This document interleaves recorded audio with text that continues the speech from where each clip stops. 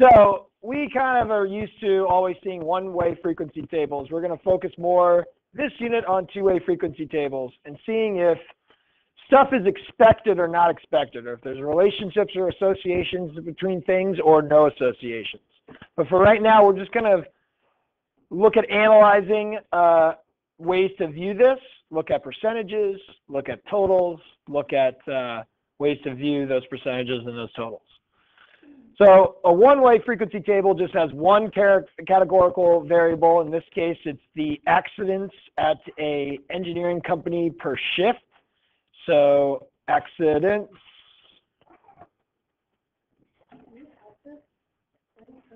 per shift. Can we pass back the notes?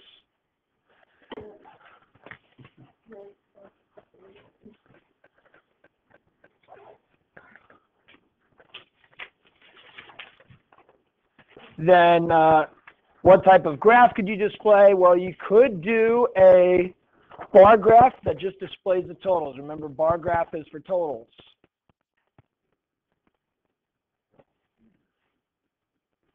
We could do a pie chart, which are percentages. Okay? What we will learn is we could also do a segmented bar chart, even though for a one-way category, it might not be valuable, but we could do, and we'll talk about that in a second. Now, totals are easy. You can just do morning, 1372, afternoon, 1578, night, 1686. But if we wanted to do a pie chart, we need percentages. Now, percentages, remember, is just the thing that you're looking at divided by the total that you're looking at. So in this case, for a one-way categorical one-way frequency table, it's always going to be this value divided by the total over there. So let's find out these percentages here. That way, if we wanted to do a pie chart, we could. So I do 1372 divided by 4, 6.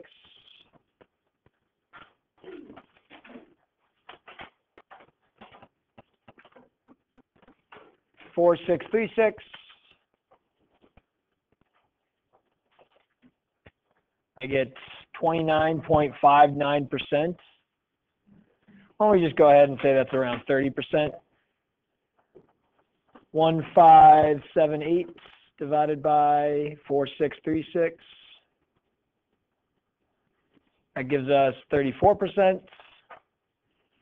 Now the night should be the remainder. We might have to round this down because I rounded the other one up, because all of the percentages should add up to be 100%. So this is 36.36. I'm going to round it down to 36. Okay, and all of a sudden I have 30 plus 34 plus 36. That'll give me 100%.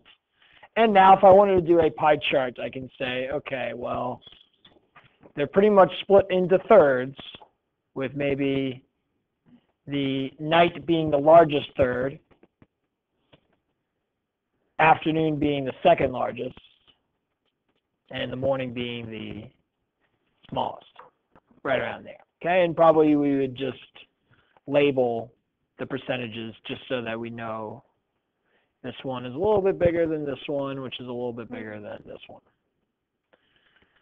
Okay, so looking at the questions, you can answer, you know, are there significantly more injuries at nighttime than during the other shifts? And you'd say, no, not really. 36% relative to 34, 30, not that bad. Okay, so that's just how to find percentages for a one-way table. But let's look at a two-way table now. So two-way tables, we have two kind of questions that we ask. We ask every person who has fallen under some category 2 questions. In this person, in this situation, we are looking at men who are older than 70 years. We looked at a total of 112 men over 70.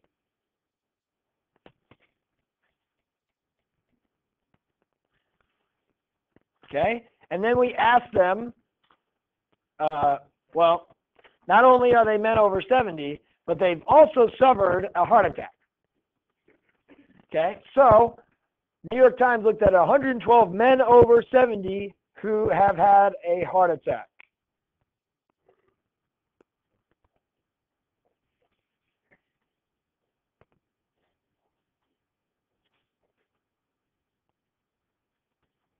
Okay? And then 2 questions were asked. What was your cholesterol level at the time that you had your heart attack? Did you have low, medium, or high cholesterol? And then what type of heart attack did you have? Now, you're not going to ask some people this. You're just going to kind of do the study. Was it a non-fatal heart attack or was it a fatal heart attack? Did you survive? No. Okay, great. Sorry, morbid. I apologize. Didn't mean to be morbid like that. Just data. It's just data. Okay. Now, what are the categorical variables? The cholesterol level and the type of heart attack. What questions could you attempt to ask? All sorts of questions. Okay. Now, how can we display this data? We can display this data a lot of different ways. We can look at the data in terms of totals, and we can use bar charts. Now, we can just look at the total out of the 112 people who suffered a heart attack over 70, total non-fatal versus total fatal, bar chart. Who had a heart attack? Low cholesterol, medium, high. You would think it would be the opposite. I'm not sure if this data is labeled correctly, but who knows? You would think high cholesterol would have more heart attacks. But who knows? Maybe when you're over 70, it just like reverses and you actually need some pressure in there to keep things moving. I don't know. Who knows? So this is a bar chart. Okay, it's for totals. It's taking our 2-way frequency tables and making it 2 one-ways. So this is a one-way and this is a one-way.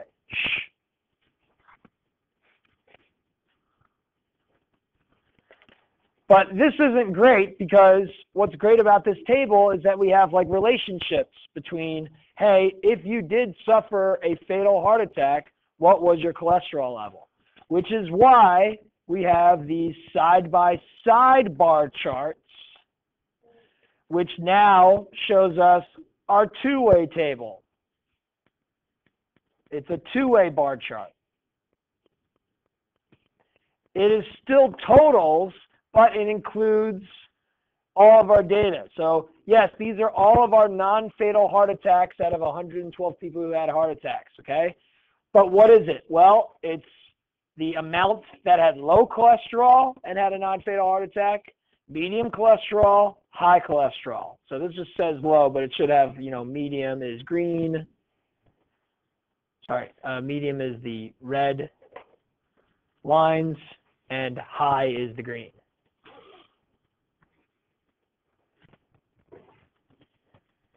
And low is the blue lines. Okay? So all of a sudden we see 2-way data. Now, people who had a fatal heart attack, low cholesterol, medium cholesterol, high cholesterol. Okay? We can see all that stuff. Well, we could also go the opposite way. This is another 2-way table bar chart. 2-way bar chart.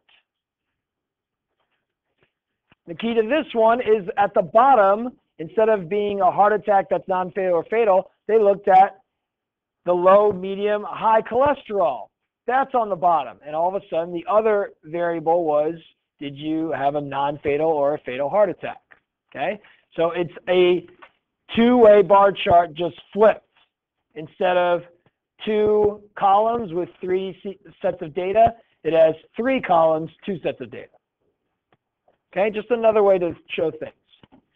Finally, we have what is called a segmented or stacked bar chart.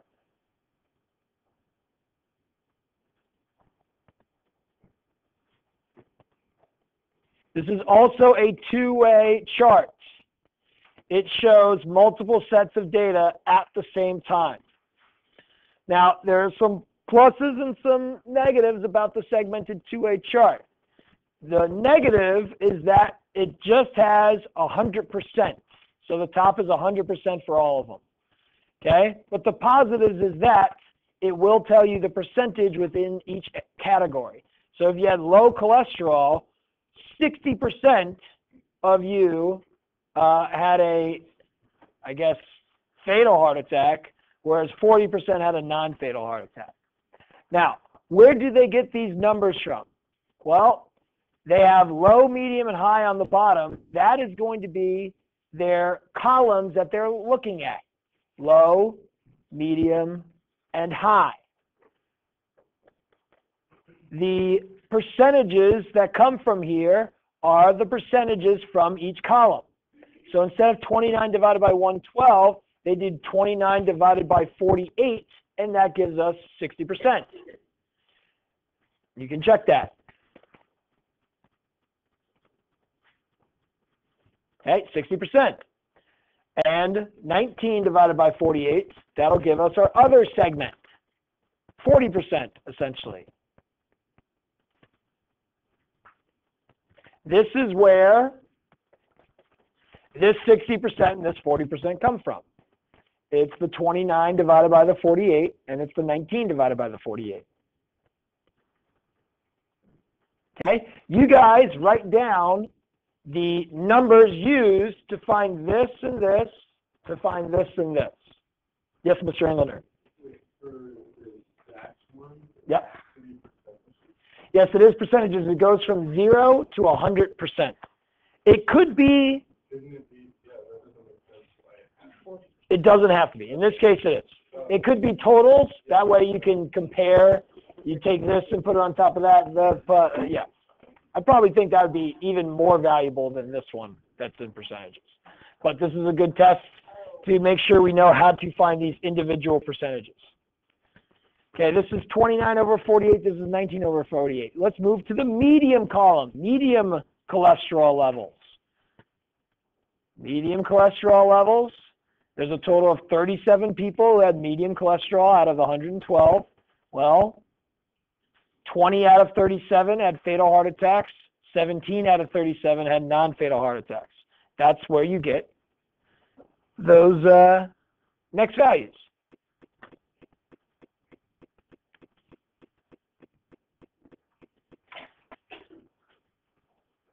So this is 20 out of 37,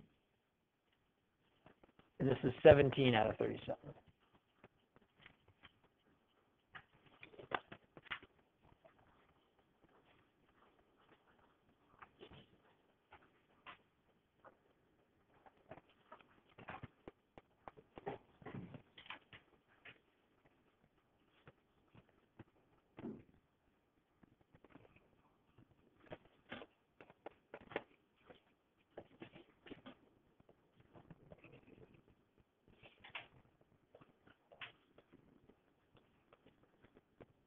Okay, what was this percentage, the 20 out of 37, Ms. Bushman? 54%. 54%? Good. Let's do this in a different color. Doesn't help.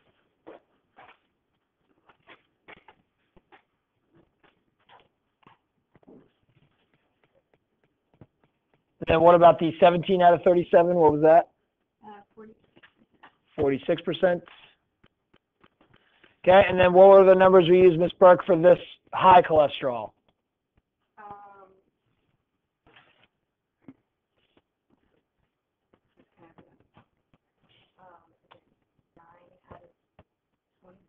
Yep, 9 out of 27 would be this one. We're using that.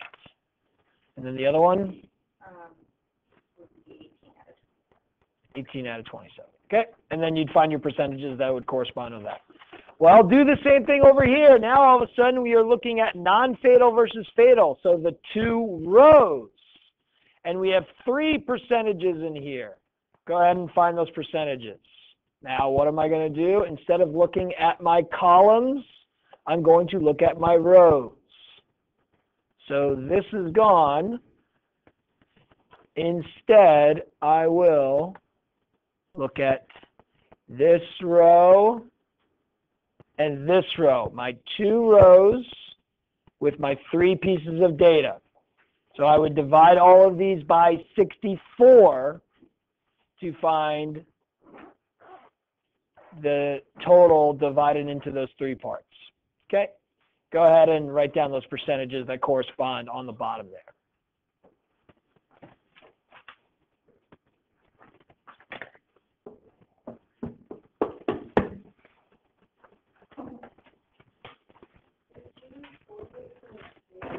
Oh, yeah, oh my goodness, thank you.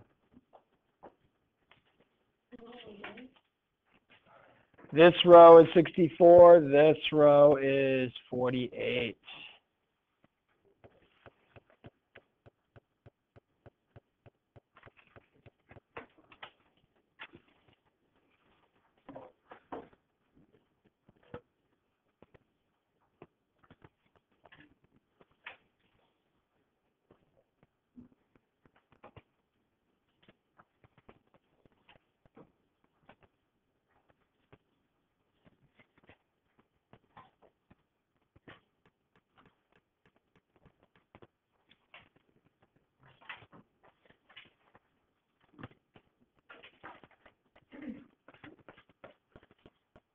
Okay, and we can find our percentages.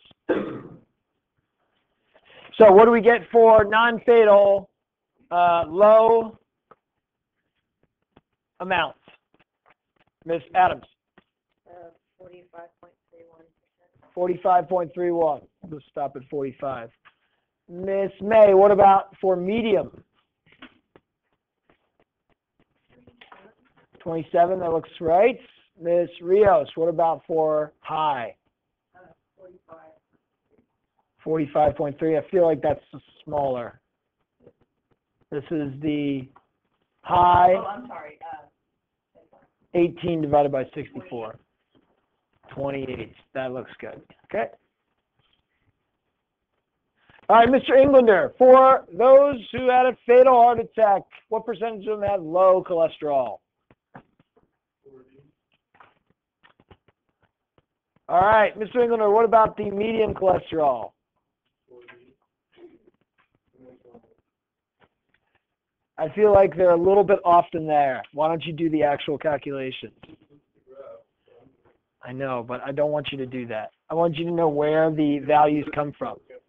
Like, you know, I don't have the numbers right now. I know, that's why that's why I woke you up so that you could do the numbers. Yeah. I want that and that. What is it?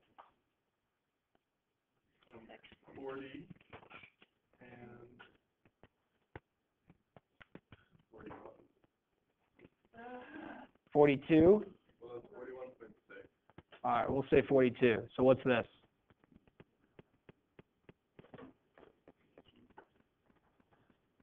Probably 18. 19? All right. Well, then we'll... That'll make it 101. I know, so we'll do 41 then. Okay? Great. All right, so dividing it by the rows, dividing it by the columns, all of a sudden we can find the percentage. Like we could say the likelihood that if you had a non-fatal heart attack, that you had low cholesterol. Likelihood that if you have low cholesterol, that you had a fatal heart attack. Looking at either the rows or the columns, depending on what's given. Okay, we did this in probability. Now, I want you, and it can be here if you have a little space in this corner, to construct a comparative segmented bar chart to compare the hair loss pattern in the different categories of the men's body mass index. So I want you to create a two-way chart with 3 columns for percentages with the body mass index on the bottom. So this is, depending on the body mass index, does that tell you how much hair you've lost? Who knows?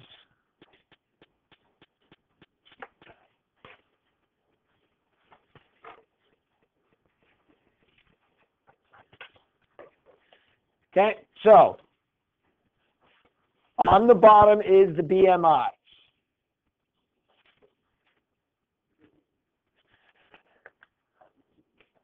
That means in should be the hair loss. Now the question is, should we look at the rows or the columns to find our percentages? If this is the BMI of less than 25, I need a no hair loss. then a frontal hair loss, then a vertex hair loss. But I need to find out the correct amounts. Should I look at this column and divide the 137 by the total? Or should I look at this row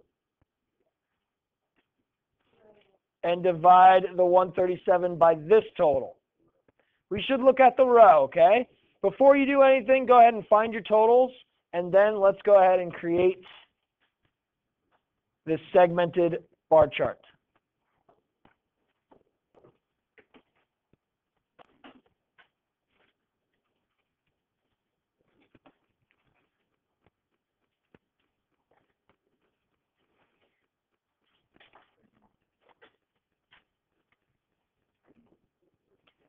Go ahead and help a neighbor.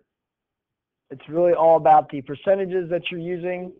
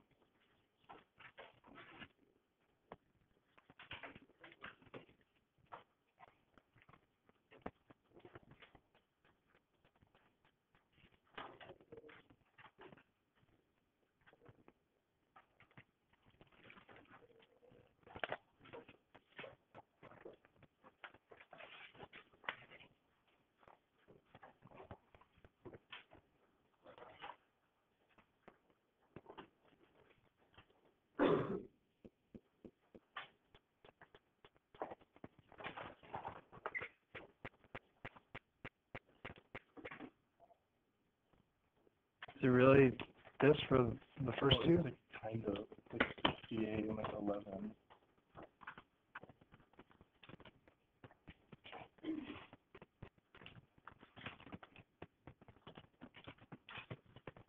Well, we should have done 68 and 68 then.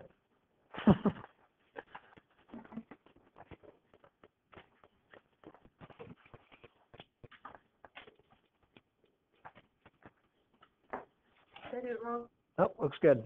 Check your answers with your neighbors. I'm gonna do it. I was thinking it's gonna count 37 if it's way over. Then your calculations were wrong. So try them again. Make sure this is the correct total.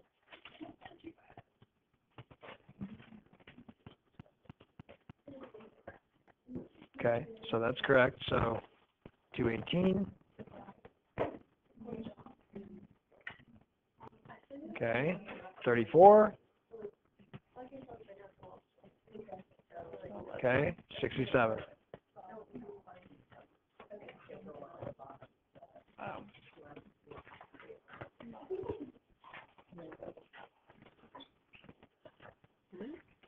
I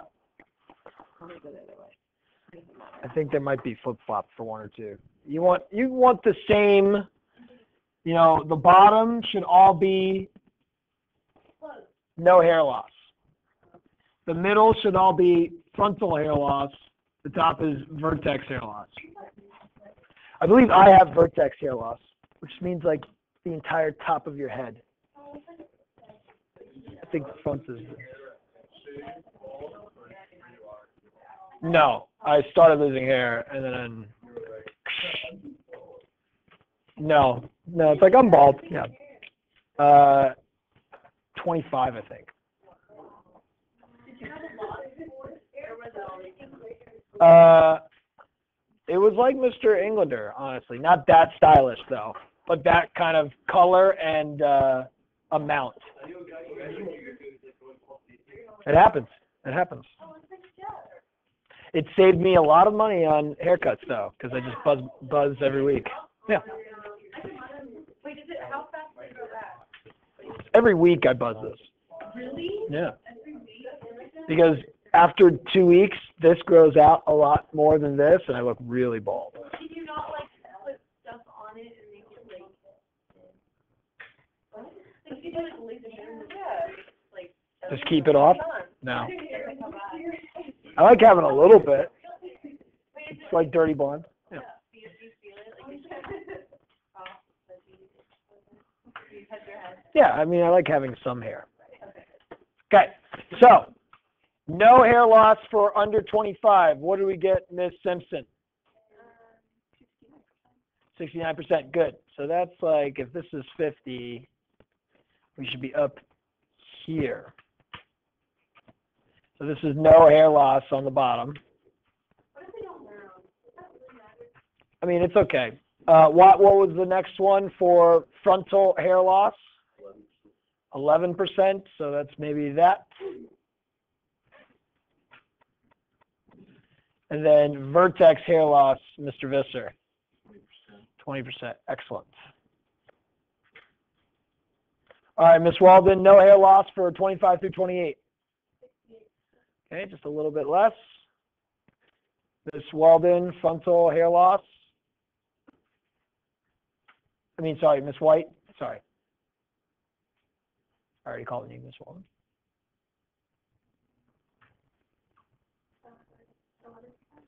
Is this 11% again? Wow, cool. So this is 21%. All right. Mr. Riley, what about a greater than 28? No hair loss? Really, that low? That's the top one for vertex hair loss? Okay, 27% is up here. What is the bottom one? What is the no hair loss one? 60 should be the 153 divided by the total. Okay, 60, good. So maybe here, and then what's the middle, Ms. Pushman? Well, 13 or 14, right around there, okay? Okay, that's it. All you did and what you guys did well, and I came around and it looked like you're doing well, is that you totaled this. What was the total here, Ms. Folco? Just give me all three totals. 199, 319, and 251. Okay, we totaled because we know we had the BMIs on the bottom, so we had to find each of these individual percentages. We could have flip-flopped them if we wanted to. If I flip-flopped them and said we had the hair loss on the bottom, and then we'd have the different BMIs, well, then all of a sudden you would look at the columns and you'd have to add up all your columns, okay? So just be wary of that. All is good. Column totals and row totals will be stuff that we will have to do a lot, okay, in this unit. That's it.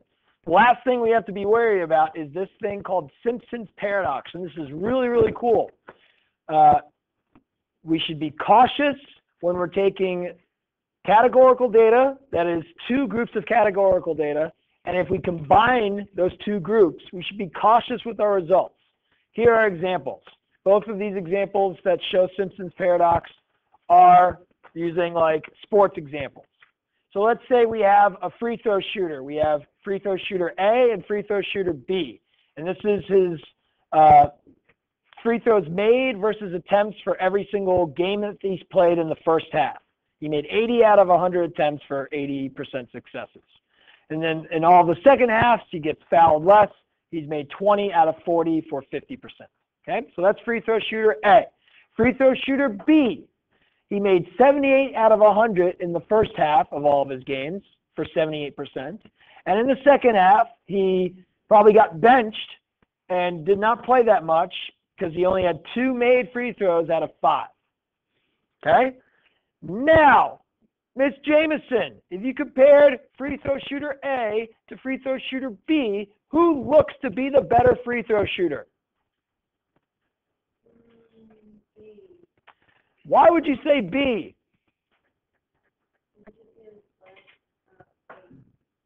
He is less what? Less makes? Yeah. No. More success. No. Right? This is A. Yeah, I'm looking. This is B. Successes. So 80% and 50%, 78% and 40%. Okay, it appears that myself. free throw shooter A is the better free throw shooter, right? He makes more in the first half and he makes more in the second half when compared to free throw shooter B. Okay? However, Miss Jameson was actually not incorrect. Because watch what we can do. If I take 80 plus 20, he's made 100 free throws out of a total of 140 attempts. What is this percentage? Everybody calculate this. Go.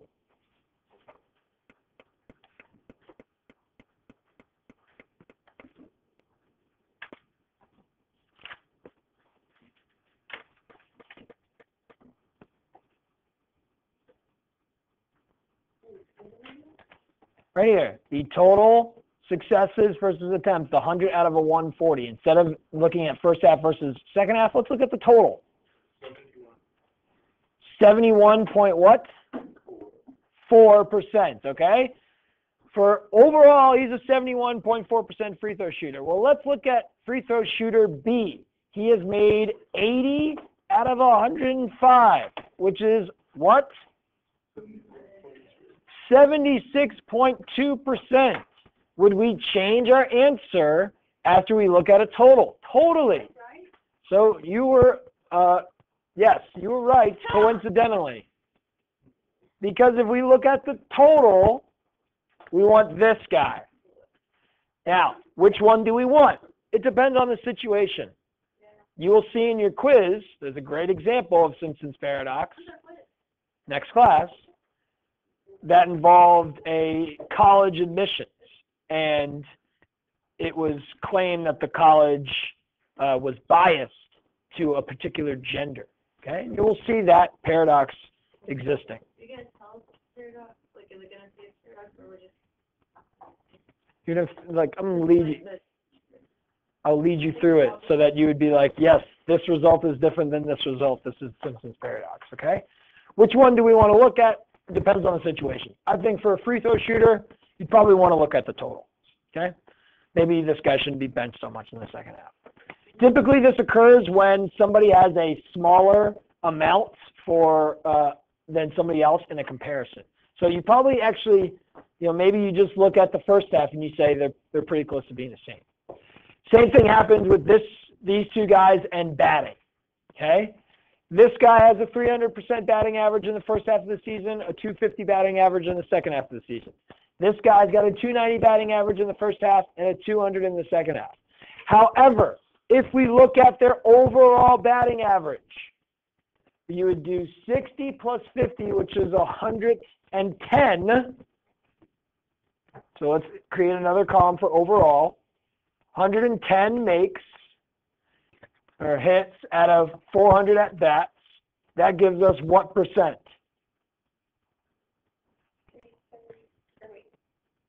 275. 275. Okay.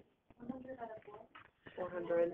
So 60 plus 50 is 110, and then 200 plus 200 is 400. Sorry for this being so small. Now for the other guy, he looks like he's worse, right? He bats 290 and then he bats 200. But if we look at his total, which is a total of 30 hits out of 100 plus 5 times at bat, that's 105. What is his average? 285. Who is the better batter? Well, maybe B. Maybe Wilson's better. Depends on how you want to compare the two. If you're talking about, a first half of the season batter, you'd say Caldwell's the better first half of the season batter. Maybe Wilson's the better overall batter. Maybe the sample sizes are so different that you wouldn't compare these two. It's all depending on the situation, okay? But The key is, it appears Caldwell is better than Wilson, but if we combine the data, all of a sudden things flip-flop. That's Simpsons Paradox. Is very interesting. Yes?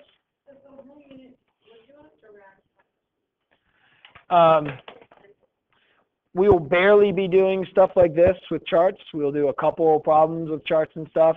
Just round to the nearest tenth and just make sure everything adds up to 100.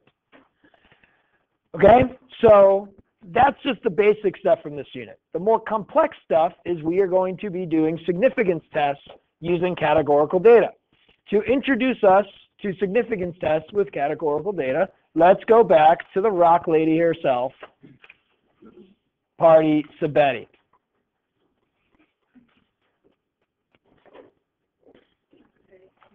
I can't either.